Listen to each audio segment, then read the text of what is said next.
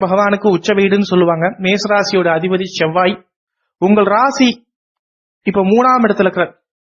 தைரியமா சில விஷயங்கள் செயல்படுவீங்க. விளையாட்டுத் துறையில் உங்களுக்கு ஆர்வமும் ஜெயிக்கக்கூடிய வாய்ப்புகளும் இருக்கும்.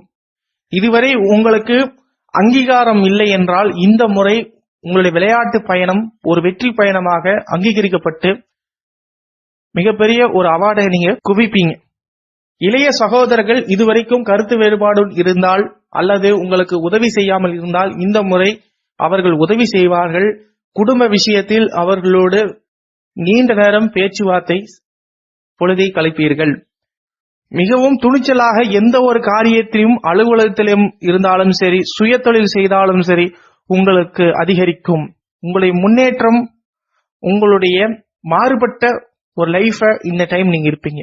இப்ப 3ஆம் வீட்டுல சூரிய பகவான் இருப்பதனால எதிர்மறையாக